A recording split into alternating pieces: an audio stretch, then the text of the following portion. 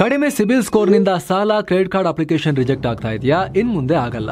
SBM Z credit card ಬಳಸಿ ಈಸಿಯಾಗಿ credit score ಅನ್ನ 750 ಗಿಂತ ಜಾಸ್ತಿ ಮಾಡ್ಕೋಬಹುದು. ಇದೊಂದು FD ಆಧಾರಿತ ಕಾರ್ಡ್. UPI ಬಳಸಿ ಕ್ರೆಡಿಟ್ ಕಾರ್ಡ್ ಬ್ಯಾಲೆನ್ಸ್ ಅನ್ನ ಖರ್ಚು ಮಾಡಬಹುದು. FD ಗೆ RBI ಗ್ಯಾರಂಟಿಯೊಂದಿಗೆ 7% ಇಂಟ್ರೆಸ್ಟ್ ಕೂಡ ಸಿಗುತ್ತೆ. 30 ದಿನದಲ್ಲೇ ಕ್ರೆಡಿಟ್ ಸ್ಕೋರ್ ನಲ್ಲಿ ಇಂಪ್ರೂವ್ಮೆಂಟ್ ಕೂಡ ನೋಡಬಹುದು. ಡಿಸ್ಕ್ರಿಪ್ಷನ್ ಹಾಗೂ ಪಿನ್ ಕಾಮೆಂಟ್ ನಲ್ಲಿರೋ ಲಿಂಕ್ ಮೂಲಕ Z ಆಪ್ ಡೌನ್ಲೋಡ್ ಮಾಡಿ.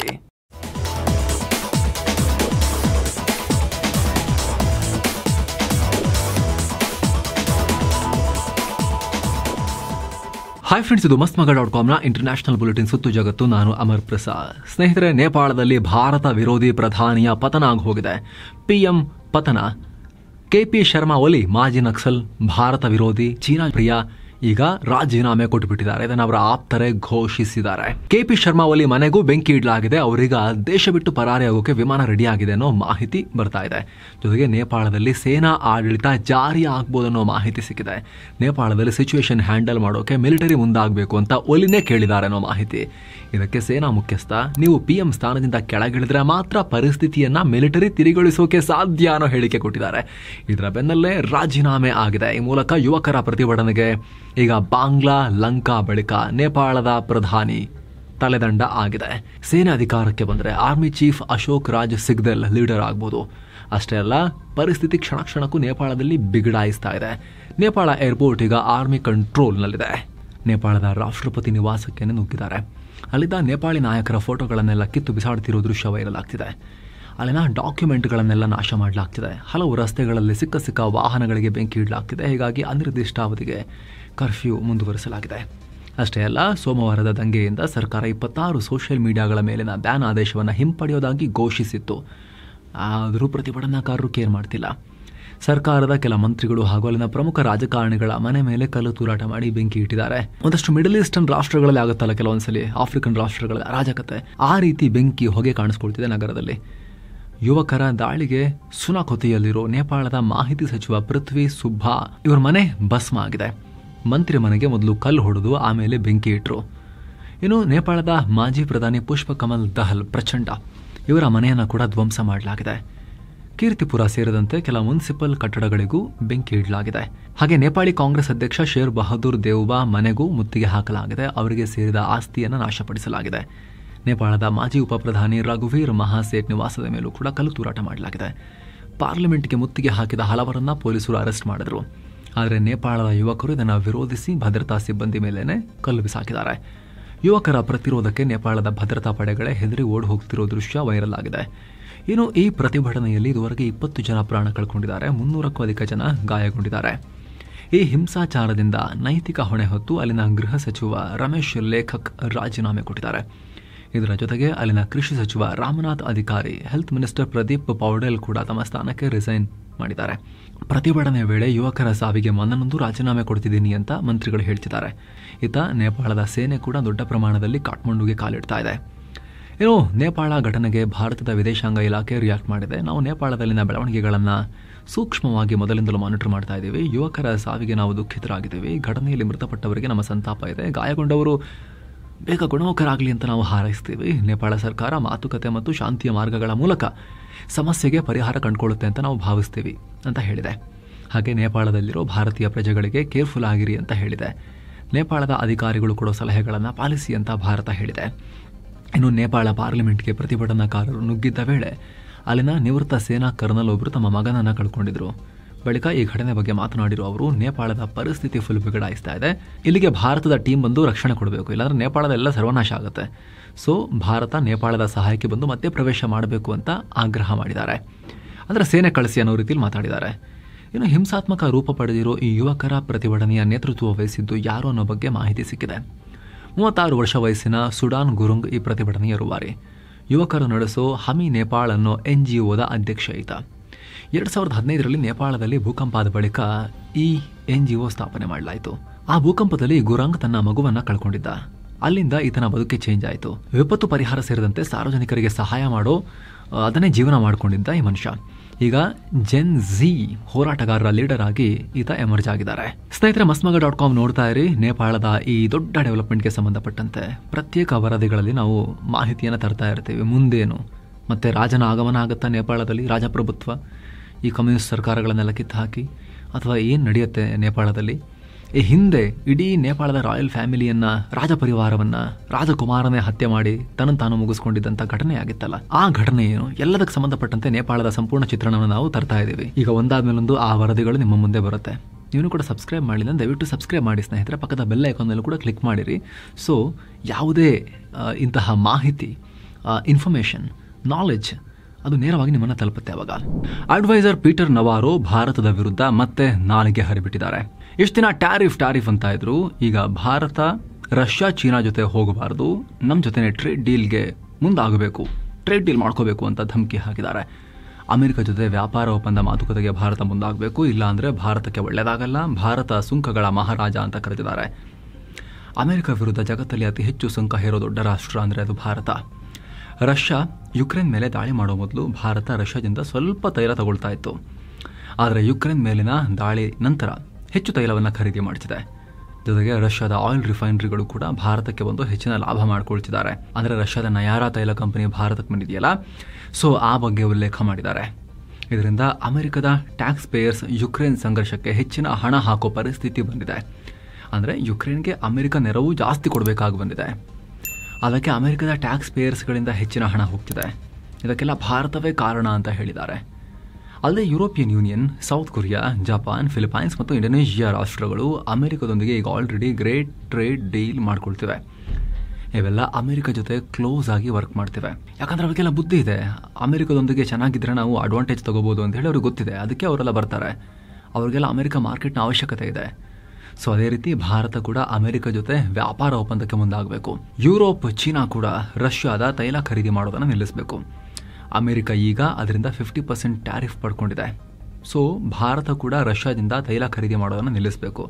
ಇದರಿಂದ ಶಾಂತಿ ಸಿಗುತ್ತೆ, ಸಂಘರ್ಷ ಮುಗಿಯುತ್ತೆ. ಸೊ ಅಮೆರಿಕ ತನ್ನ ಜನರನ್ನು ರಕ್ಷಿಸೋಕೆ ಬೇಕಾದ ಕ್ರಮಗಳನ್ನು ತಗೊಳ್ಳೋಕೆ ಕಮಿಟ್ ಆಗಿದೆ. ಒಂದು ವೇಳೆ ಭಾರತ ತೈಲ ಖರೀದಿ ಮಾಡೋದನ್ನು ನಿಲ್ಲಿಸದೆ ಹೋದರೆ ಅದು ರಷ್ಯಾ ಮತ್ತು ಚೀನಾ ಜೊತೆ ಸೇರಿಕೊಂಡ್ರೆ ಅದರಿಂದ ಭಾರತಕ್ಕೇನು ಒಳ್ಳೆಯದಾಗಲ್ಲ ಅಂತ ನಾನು ಎಚ್ಚರಿಕೆ ಕೊಡೋ ರೀತಿ, ಒಂಥರ ಹೆದರಿಸೋ ರೀತಿಯಲ್ಲಿ ಹೇಳಿಕೆ ಕೊಟ್ಟಿದ್ದಾರೆ. ಆದರೆ ಮತ್ತೊಂದು ಕಡೆ ಭಾರತ ರಷ್ಯಾ ಜೊತೆ ಸೇರಿ ಜಂಟಿ ಸೇನಾ ಅಭ್ಯಾಸ ನಡೆಸೋಕೆ ಮುಂದಾಗಿದೆ.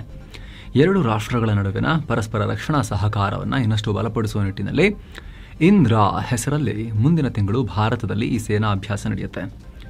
ಇದಕ್ಕಿಂತ ಮುಂಚೆನೇ ಝಪಾಡ್ ಹೆಸರಲ್ಲಿ ರಷ್ಯಾದಲ್ಲಿ ನಡೀತಾ ಇರೋ ಸೇನಾಭ್ಯಾಸದಲ್ಲೂ ಭಾರತ ಭಾಗವಹಿಸಬೇಕಾಗಿತ್ತು. ಇಷ್ಟೊತ್ತಿಗೆ ಪಾಕ್ ಕೂಡ ಅದಕ್ಕೆ ಹೋಗಿದೆ. ಆದರೆ ಆಪರೇಷನ್ ಸಿಂಧೂರ್ ವೇಳೆ ಎರಡು ರಾಷ್ಟ್ರಗಳು ಹೊಡೆದಾಡಿರೋದ್ರಿಂದ ಏನಾಗುತ್ತೆ ನೋಡಬೇಕು. ಸದ್ಯಕ್ಕೆ ಈ ವಿಡಿಯೋ ರೆಕಾರ್ಡ್ ಆಗೋ ತನಕ ಭಾರತ ಪಾಲ್ಗೊಂಡಿಲ್ಲ. ಬಟ್ ಅಫಿಷಿಯಲ್ ಡೇಟ್ಸ್ ಪ್ರಕಾರ, ಶೆಡ್ಯೂಲಿಂಗ್ ಪ್ರಕಾರ ಭಾರತ ಕೂಡ ಪಾಲ್ಗೊಳ್ಳೋದಿದೆ. ಸೆಪ್ಟೆಂಬರ್ 1ರಿಂದ ಶುರುವಾಗಿರುವಂಥ ಈ ಝಪಾಡ್ ಸೇನಾಭ್ಯಾಸ ಸೆಪ್ಟೆಂಬರ್ 17ರ ತನಕನೂ ಇರುತ್ತೆ. ಇದರಲ್ಲಿ ಭಾರತ ಸೇರಿದಂತೆ Belarus, Bangla, Burkina Faso, Congo, Iran, Niger ಮತ್ತು ತಜಿಕಿಸ್ತಾನ್ ಕೂಡ ಪಾರ್ಟಿಸಿಪೇಟ್ ಮಾಡ್ತಿವೆ. ಅತ್ತ China, Cambodia, Cuba, Mongolia, Myanmar, Nicaragua, North Korea, Pak, Serbia, Thailand, UAE ಹಾಗೂ ಉಜ್ಬೇಕಿಸ್ತಾನ್ ಅಬ್ಸರ್ವರ್ಸ್ ಆಗಿ ಭಾಗಿಯಾಗ್ತಿದ್ದಾರೆ. ಇನ್ನು ಭಾರತದ 70 ಸದಸ್ಯರ ಟೀಮ್ ಇದರಲ್ಲಿ ಭಾಗಿಯಾಗೋಕೆ ರಷ್ಯಾಗೆ ಹೋಗ್ತಾ ಇದೆ. ಈ ಸೇನಾಭ್ಯಾಸದಲ್ಲಿ 2 ಗ್ರೂಪ್ ಮಾಡಲಾಗಿದೆ. ಭಾರತ, ಪಾಕ್ 2 ಬೇರೆ ಬೇರೆ ಗ್ರೂಪ್ನಲ್ಲಿವೆ, ಒಂದೇ ಗ್ರೂಪ್ನಲ್ಲಿರಲ್ಲ. ಹೀಗಾಗಿ 2 ನೇರವಾಗಿ ಮುಖಾಮುಖಿಯಾಗಿ ಅಭ್ಯಾಸ ಮಾಡಕ್ಕೆ ಬರೋದಿಲ್ಲ. ಆ ರೀತಿ ಸೆಟಪ್ ಇಲ್ಲ.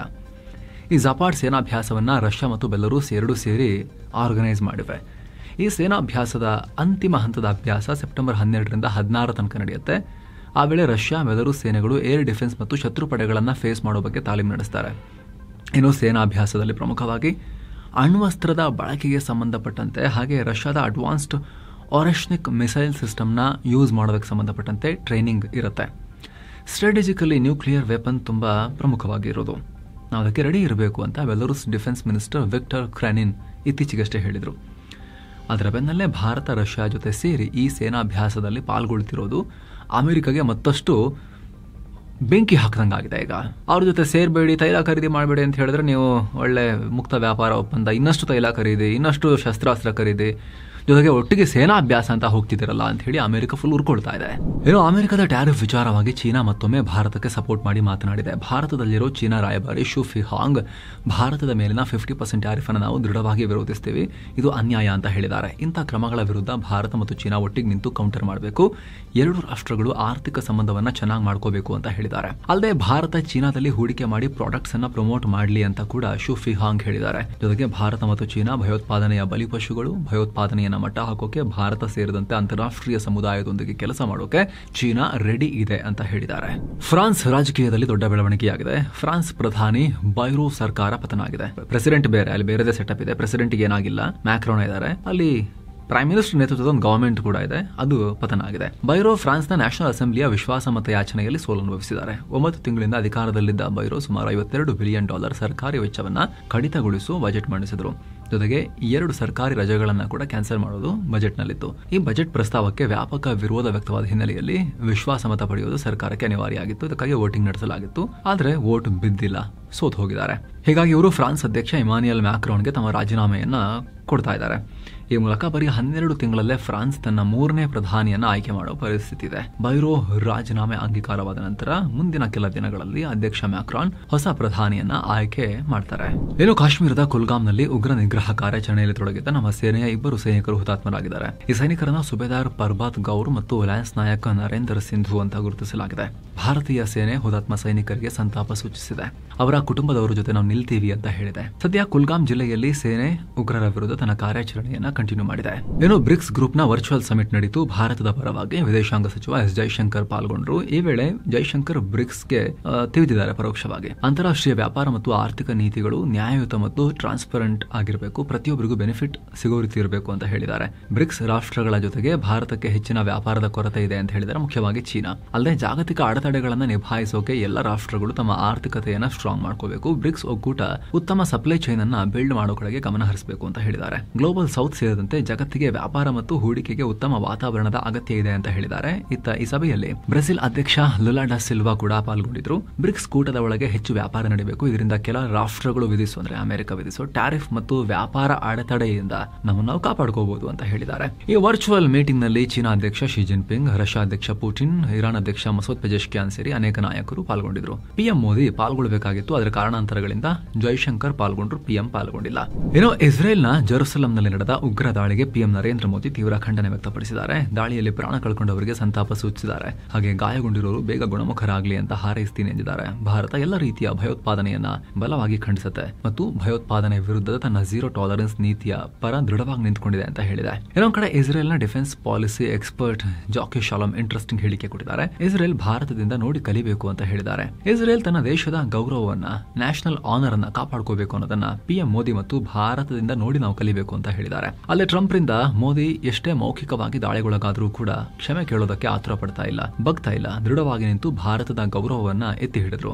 ಅವರು ನೋಡಿ ಅಮೆರಿಕ ಅಧ್ಯಕ್ಷರ ಫೋನ್ ಕೂಡ ತೆಗಿಲಿಲ್ಲ ಅಂತ Jerusalem post news paper article ನಲ್ಲಿ ಹೈಲೈಟ್ ಮಾಡಿ ಬರೆದಿದ್ದಾರೆ. ಇಸ್ರೇಲ್ನ ವಾಯುಪಡೆ ಈಗ ಸಿರಿಯಾ ಕಡೆಗೆ ತಿರುಗಿದೆ. ಸಿರಿಯಾದ ಲಟಾಕಿಯಾ, ಪಾಲ್ಮಾರಿಯಾ ಸೇರಿ ಹಲವು ಕಡೆ ಏರ್ ಸ್ಟ್ರೈಕ್ ಮಾಡಿದೆ. ಸಿರಿಯಾ ವಿದೇಶಾಂಗ ಇಲಾಖೆ ಬಗ್ಗೆ ಮಾಹಿತಿ ಕೊಟ್ಟಿದ್ದು, ಇಸ್ರೇಲ್ ದಾಳಿಯನ್ನು ನಾವು ಖಂಡಿಸ್ತೀವಿ, ಇದು ಪ್ರಾದೇಶಿಕ ಸಮಗ್ರತೆ ಮತ್ತು ಸಾರ್ವಭೌಮತ್ವದ ಸ್ಪಷ್ಟ ಉಲ್ಲಂಘನೆ ಅಂತ ಹೇಳಿದೆ. ಈ ದಾಳಿ ಬಗ್ಗೆ ಬ್ರಿಟನ್ ಮೂಲದ Syrian observatory for human rights ಕೂಡ ಮಾಹಿತಿ ನೀಡಿದೆ. ಇಸ್ರೇಲ್ ಯುದ್ಧ ವಿಮಾನಗಳು ಸಿರಿಯಾದ ವಾಯುನೆಲೆ ಸೇರಿ ಹಲವು ಕಡೆ ದಾಳಿ ಮಾಡಿವೆ. ಭಾರಿ ಪ್ರಮಾಣದಲ್ಲಿ ಸ್ಫೋಟದ ಸದ್ದು ಕೂಡ ಕೇಳಿಬಂತು ಅಂತ ಹೇಳಿದೆ. ಸದ್ಯ ಈ ದಾಳಿಗಳಲ್ಲಾದ ಸಾವು ನೋವುಗಳ ಬಗ್ಗೆ ಸದ್ಯ ಯಾವುದೇ ಮಾಹಿತಿ ಇಲ್ಲ. ಇನ್ನು ಗಾಜಾದಲ್ಲಿ ಇಸ್ರೇಲ್ ತನ್ನ ದಾಳಿಯನ್ನು ತೀವ್ರಗೊಳಿಸಿದೆ. ಪ್ಯಾಲೆಸ್ತೇನಿಗಳಿಗೆ ದಕ್ಷಿಣ ಗಾಜಾಗೆ ಸ್ಥಳಾಂತರಗೊಳ್ಳಿ ಅಂತ ಆದೇಶಿಸಿದೆ. ಏನೋ ಮೆಕ್ಸಿಕೋದಲ್ಲಿ ದೊಡ್ಡ ದುರಂತ ಆಗಿದೆ. ಸರಕು ಸಾಗಣೆ ರೈಲು ಡಬಲ್ ಡೆಕ್ಕರ್ ಬಸ್ಗೆ ಡಿಕ್ಕಿ ಹೊಡೆದ ಪರಿಣಾಮ 10 ಜನ ಮೃತಪಟ್ಟಿದ್ದಾರೆ, ಕನಿಷ್ಠ 61 ಮಂದಿ ಗಾಯಗೊಂಡಿದ್ದಾರೆ. ಬಸ್ ರೈಲು ಹಳಿ ದಾಟ್ತಾ ಇದ್ದ ವೇಳೆ ಟ್ರೈನ್ ಬಂದು ಡಿಕ್ಕಿ ಹೊಡೆದು ಈ ಅನಾಹುತ ಆಗಿದೆ. ಟ್ರೈನ್ ಬರ್ತಿದ್ದಾಗ ಬಸ್ ಚಾಲಕ ಬಸ್ ಅನ್ನ ಮೂವ್ ಮಾಡೋ ಪ್ರಯತ್ನ ಮಾಡಿದಾಗ ಹೀಗಾಯಿತು ಅಂತ ಟ್ರೈನ್ ಆಪರೇಟರ್ ಹೇಳಿದ್ದಾರೆ. ಮೆಕ್ಸಿಕೋದ ಅಟ್ಲಾಕೊಮೊಲ್ಕೋದಲ್ಲಿ ಈ ಘಟನೆಯಾಗಿದೆ. ಸೊ ಫ್ರೆಂಡ್ಸ್, ಇದಾಗಿತ್ತು ಇವತ್ತಿನ ಜಗತ್ತಿನ ಸುತ್ತಾಟ. ಮತ್ತೆ ಭೇಟಿ ಆಗ್ತಿರೋಣ ಸ್ನೇಹಿತರೆ. ನಮಸ್ತೆ.